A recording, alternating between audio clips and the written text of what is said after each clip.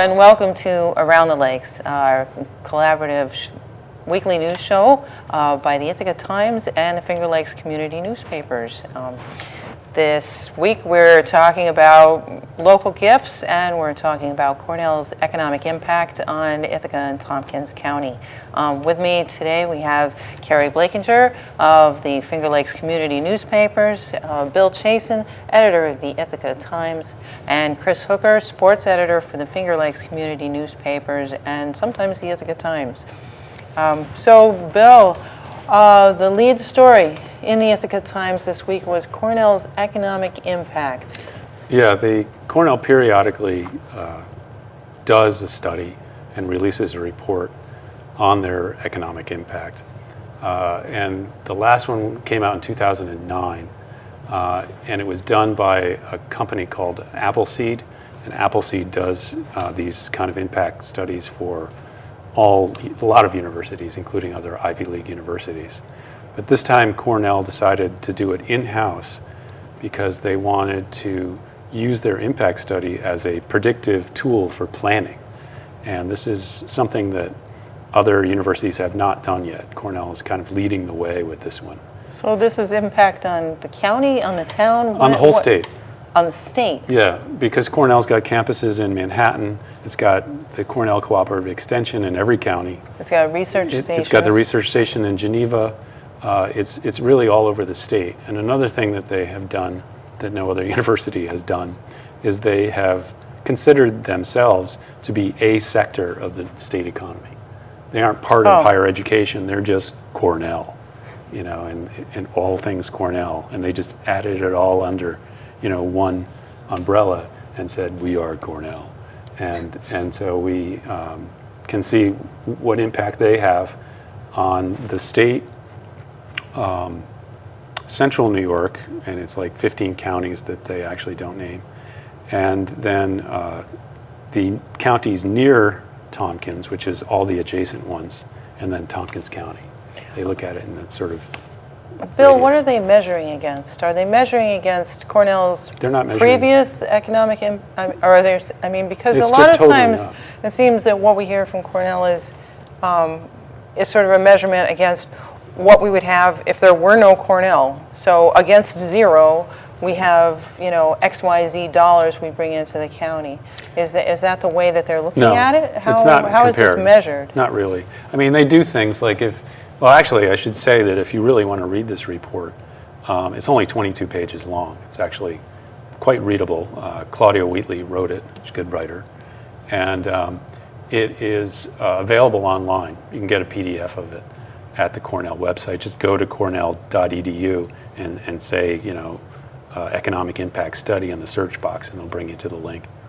And so what they're doing is they're just presenting to you how much money they spend in all these different spheres.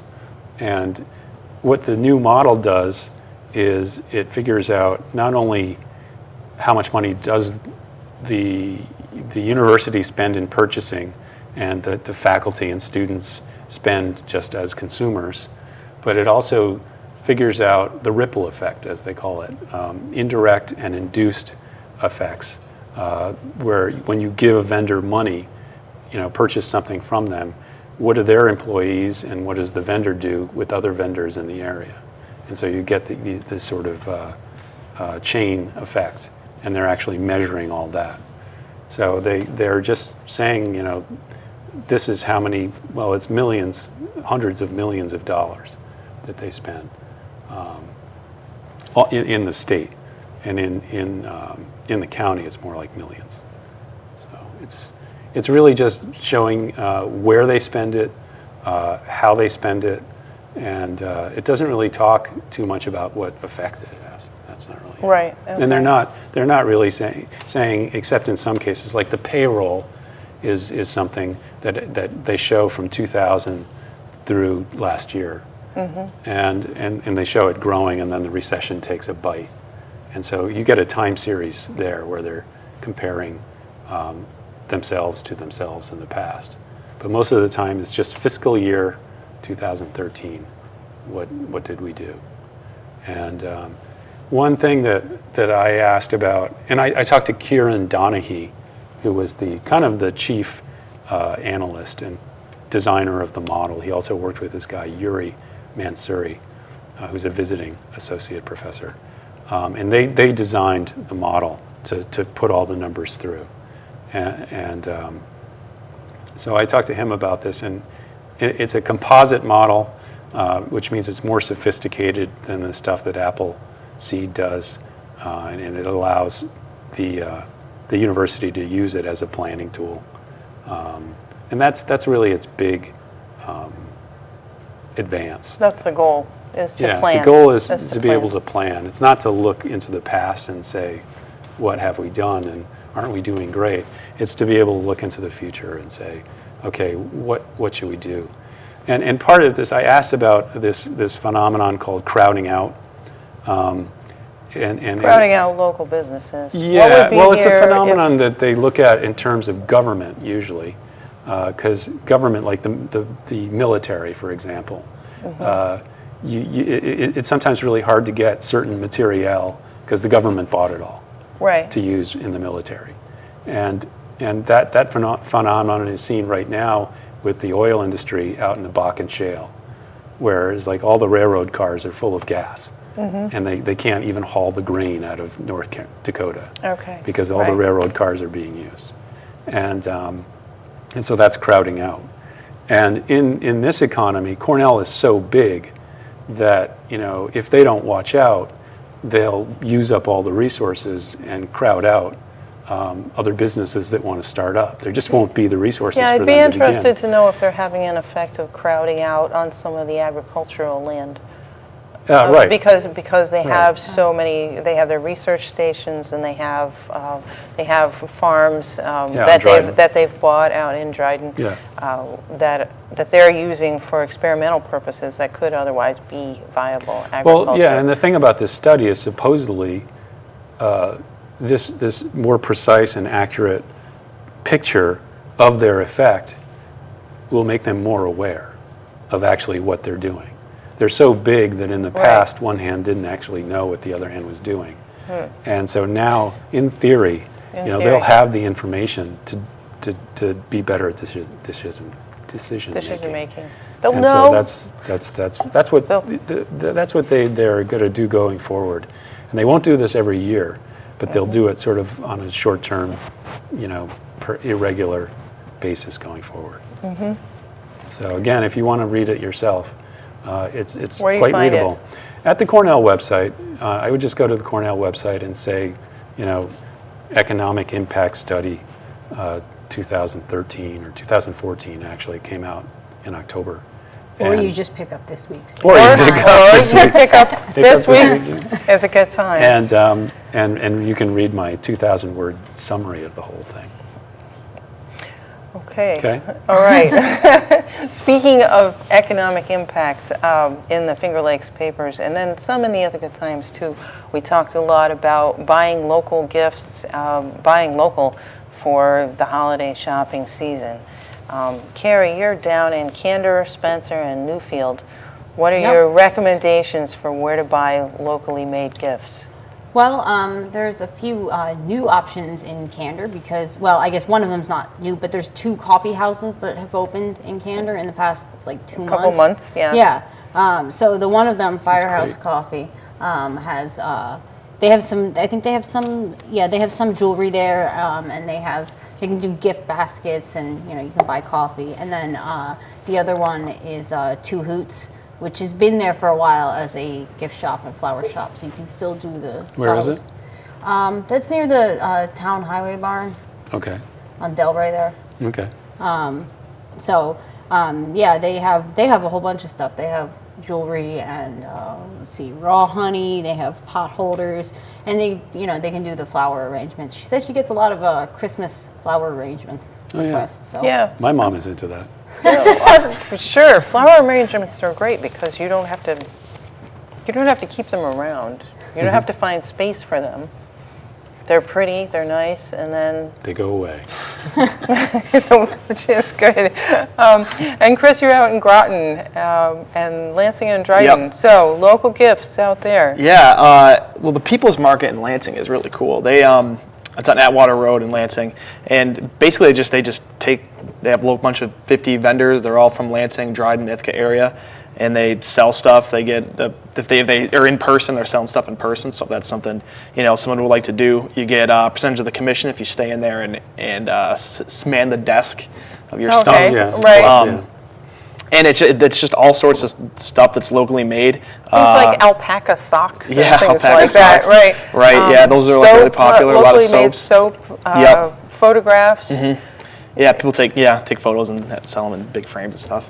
So that's a cool gift. I also was at the Second Knob in Dryden, which is not like it's different than People's Market because it's not all local stuff, but it's just a small local business, and they have this artist in Virginia who paints these Christmas ornaments that have like Dryden and TC3 and Cornell Ithaca College and Cortland State stuff on these ornaments, and the owner was telling me that they're really popular just because there's no place out there you can get Go Dryden Lions stuff. Right. I get the Cortland one. I like the dragon. Yeah, the red The Red Dragon is cool. And they also do these. She was telling me that they do these hosted parties where you can invite 20 of your friends and you can have like a party at the Second Knob. They set up everything for you. All you have to do is bring like wine and food or whatever, and then whatever people buy, 20% of the total amount of what all your friends buy, you get back in store credit. That's pretty nice. It's just like Where is this interesting. place? Second Knob in Dryden. It's on North Street. It's right as in the you're village. driving in. Yeah, well, it's like right. if you're heading towards TC3, right on that road. Oh, okay. Okay. By the subway. All right. Yeah, it's pretty cool. I've never heard of anything like that for like a gift store to just have. Yeah, read have those people come parties. in and take over. Yeah. And then in Groton. In Groton. Yeah. Where do you go? Brittany Station and the Hobby Shop are right across each other on Main Street, and those are pretty cool places. The Hobby Shop, you walk in, everything is like tiny. They sell like dollhouses and little miniature toys and stuff. Yeah, you could build an entire miniature Yeah. world from what you can find in the Groton Hobby Shop. Yeah. I mean, yeah, you could outfit a whole dollhouse neighborhood. Pretty much. Yeah, it's really cool, and it's one of those stores you go in and you just have to stand still for a minute because there's so much to see. Yeah, there's a lot. If you just, It's all really small. and it's mostly really small. Yeah. I mean, there are model kits and I had to and mention stuff like Matt that. Cooper loved that store. There's a shout out he to was small. former Yeah. Hi, Matt. Finger Lakes reporter Matt Cooper. Yeah, and Brittany Station, they're also they're the exclusive seller of the Izzy books, who are these. It's the Groton Rotary Club has written these children's books, had them published, and if you are interested in getting some children's books for some kids, They also Brittany help Station. out the community. The money Yes. goes back to the Rotary Yeah, Club. it goes back to the Rotary. Yeah, and so it's a good way to benefit, help out the community and have a cool book to read that's all about Groton. It's Yeah, pretty cool. I went to, I did local gifts in Trumansburg, and by no means a comprehensive list. I did my best. I went from place to place. The best one was what I thought was, it started out as a wrap-it-up gift store out on 96 as you're heading out toward Interlaken. Yeah. And The old barbecue place? The old barbecue place. Those folks opened up last year, and boy, they went to town. They thought it was going to be a pop-up store for 4 weeks, and they accepted a lot of crafts on consignment. They're still there a year later, and they're talking about expanding now. They're going to have a tasting room, possibly opening in the spring. So everything. Wine? Yeah, Oh, yep, okay. absolutely. They're right on the wine trail. It's true. But they had a guy playing guitar. They've got a little cafe in the back. They had homemade soup. It's a scene. It's a scene. Yeah, it's a scene. It's a So you scene can in the buy soybeans. you can buy the wreaths, and you can buy also local Christmas ornaments with Cayuga Lake on them, and just everything. Local honey, wreaths. It's actually beyond me to bring it all in Well, focus now as I'm what was talking actually about it. in Teberg? What was in Teberg? Yeah. Sundries is in Teberg. That's true. Sundries is very cool. If you want to shop, on my list could go completely to Sundries. I actually, Duly noted. they had a super cool T-shirt of actually the pirate Mary Read, which I had never seen on a T-shirt before. Yeah, with her hat and her, her pistols. Okay. She was a famous. Yes, I have heard her. Okay, well, there's a T-shirt, but they didn't have my size. So, so Sundries is good. Also, Life So Sweet chocolates. Those are handmade, the original. handmade in Trumansburg. You can't beat it. That was a lot of fun. I did not make it to Salmon Creek Pottery. I know that they have a lot of local art there, and of course this weekend. It's a collective. Right. Mary Ellen's got other people's art there. So. Yeah. Well, it's on my list to stop there too. Then this weekend there is the craft fair, the annual craft fair, famous, yeah. right at the elementary school. Along with the Trumansburg Winterfest, which happens on Saturday, and then I think there's a bazaar at the United Methodist Church in Trumansburg. Usually there's something at the Catholic Church too. St. There James's has one. Probably is. Yeah, I don't know. Yeah. So if you want to buy local, you have lots of options. You did some buy local stuff in Ithaca I did. Times. Well, yeah, because I did a few stories in the holiday gift guide. Pick up the Ithaca Times. It's got a holiday gift guide. Where did I put it? It's Oh, there behind it you. is. Anyway. Anyway, I did art-inspired gifts, and I failed to go to handwork. So let's get that out there.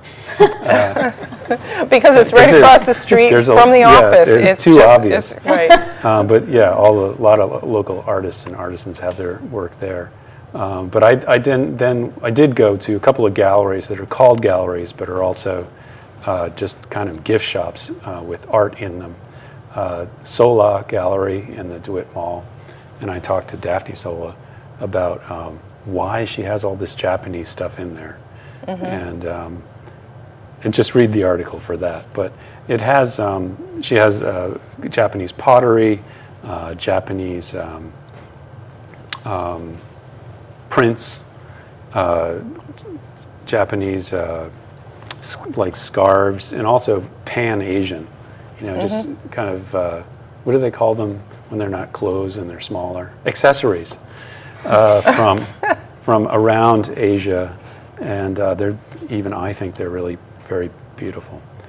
So that's Sola, and then at Titus Gallery, it's like the coolest objet d'art collection you'll ever want to see. I mean, she's fascinated with China, and so is Matt Peterson. She being Susan Titus. They have everything from these little Buddhas, of course, to just hunks of jade and jade carvings. They're particularly into jade, but a lot of gemstones, a lot of precious stones, and a lot of kind of objets that really don't do anything. They're tchotchkes. By definition, purely decorative, no use, but very pretty.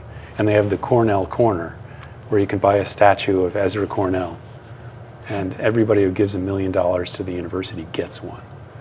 And You know what I thought was a really neat Cornell gift was at that one that's on the corner across from us. Handwork. At Handwork? Oh. Yeah, the one that's the collective. It's a co-op. Yeah, Handwork. Handwork. So I did go there. Okay. That wasn't my article. It's in the It was in my article, not yours. Okay. They sell those little the clock towers with the Cornell clock tower. Oh yeah, with a little with clock the pumpkin on top. Oh, with the Oh, with pumpkin. a pumpkin. Yes. Yeah, that's good. That was a good one. Another really good gift that was in the gift guide that I thought was really cool, was online only, was the little stuff shop. Oh, yeah. Where they take little kids' drawings, like little kid can draw whatever, and they make a stuffed animal out of it. So you can get. Oh, nice. Cool. There's one that's a burrito fox. Yeah, what do we have a This kid picture? drew a burrito fox, and it's like a green. Did they get to cat-looking name them thing. too? Yeah, there was a wolf tie dragger. Right. That's Yeah, what there I was a got in here. bear with scales. Like they have Nice. stick figures that they made There it is, into yeah. stuffed animals. Oh yeah, that's the Thai wolf dragger. Thai wolf dragger. Yeah, Excellent. yeah, Excellent. it's This is good. yeah. And if you just Google the little stuffed shop, it comes up. Okay. But that's a really great So that's option. gifts. That's gifts. Although I did think of one walking over here that we didn't write about, What's that? which was locally made guitars. For the Oh, guitar lover on your list, well, and not there just are guitars. a lot of options. Yeah, just And violins. musical instruments, violins, ukuleles. Yeah, ukuleles. Mm-hmm. All right, where would you get a ukulele for the ukulele? At Ithaca Guitar Works. Aficionado, I know okay. that Teo Aceto, he was making ukuleles for a while. I don't know if he still is. And then there's hip shot guitars up in Interlake. Well, they make parts. They make parts. Yeah, they don't Okay. actually make guitars. So they make like pickups and things like that. So for electric guitars. But Tom Prislow makes classical guitars in Trumansburg, and Eric Aceto makes violins.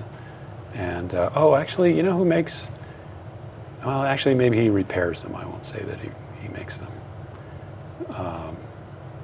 And I'm not going to remember his last name right now, but there are a lot of people around here. If you just Google luthiers in Ithaca, Luthier,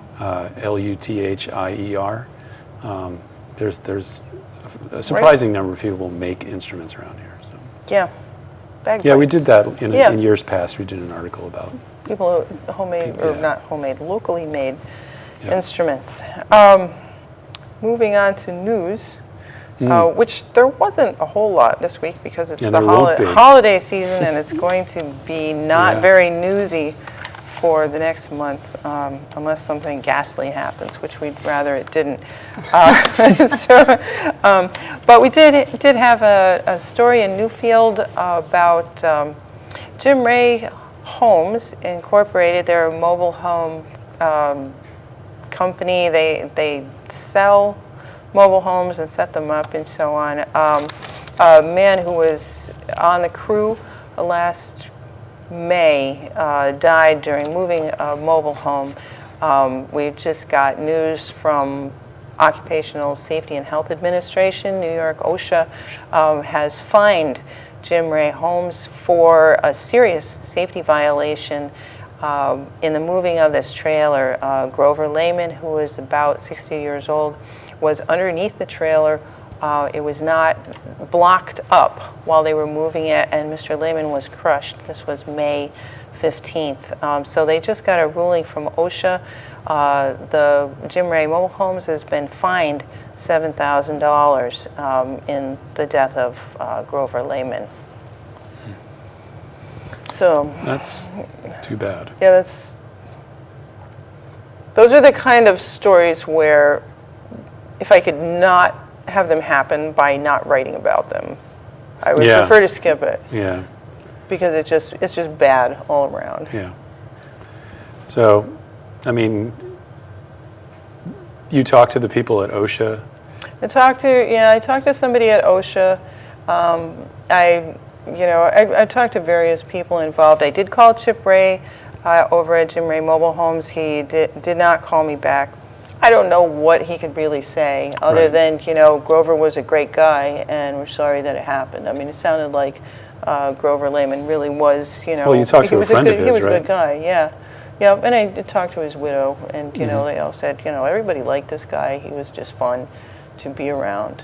Yeah. So it it added tragedy on tragedy because Grover's sister was the woman who was killed on New Year's Eve 2013-14, that accident in Van Etten. So that the young man who was apparently going 90 on 3496 and was involved in that accident has just recently surrendered his license to Tompkins County Judge Rowley after being caught speeding again. Tough year for that family. So, yeah, a really bad year for that family. Basketball. Yeah. What's going on, Chris? Well, Cheer us up here. all right. Basketball is starting this week. Tuesday. Yesterday was the first set of games. Basketball, wrestling, all the winter sports. So Friday, I'll be at the Lansing girls game against Elmira Notre Dame. Lansing last year won, or they went to the sectional final game and got beat. They lost a couple seniors, but I think they'll be back and should have another good season. They're returning the IEC MVP, Shay McCartney, be a That's feature right. on. She's one of the twin. Yeah, Double Sister trouble. Maura. The twin sisters are both really good. Yeah, her sister Maura was an all-star last year, so first-team all-star. So they're both pretty good. So there's gonna be a big feature on them in the Lansing Ledger next week. So look out for that. I wrote about Ali Abel-Ferretti, who's 6'7" center from Dryden. How old is He is a junior. And I'm doing the story Lordy. looking up Gotta at him get like bigger. this. And I'm a pretty tall guy, but he's like, huge. Yeah. So I think Dryden's another team that's going to have a pretty good basketball season. They only lost one senior, and Coach Kim Brown told me that they think that they can replace him pretty easily because he was mostly a defensive guy, not really an offensive scorer or anything. So they called the kid up from JV who they like, and Dryden got knocked out of the first round last year, but they pretty much brought everybody back. And usually in high school, if you're pretty good one year and you don't lose anyone, the next year you're way better just based on experience, not having to teach. From working together. Right, not having to teach a bunch of freshmen how to play. So I think they're going to have a good year. And Newfield basketball boys, another team that I wrote about that I think is going to have another good season. They Another strong they're lineup. amazing, yeah. Are they mostly returning from Yeah, last year? I don't think they lost. They lost Chris Bird, who is their point guard. But they play very cohesively. So he was their leading scorer, but it that's the wasn't thing really about like he just had the most points most of the time. It wasn't like he was their go-to guy. And their best guy, Devin Cooper, he's back for another season. He's gonna be a senior. So I have high hopes for them as well. Well, it's funny. I That's mean, some teams Newfield to never watch. has like one big guy. Yeah. They have 5 people Yep. who can really play Yeah. together. They're fun that way. Yeah.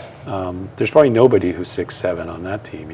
Yeah, they have one big guy, but he's Do they? not 6'7" though. He's probably Yeah. 6'3" or 6'4". Yeah. Yeah, That's okay. for a small school.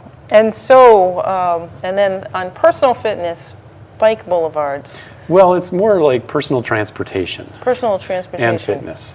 I'm getting the signal that we need to wrap up. So, Oh, well, so if you could Well, give us the rundown just quickly, really because this quickly. this is just unfolding.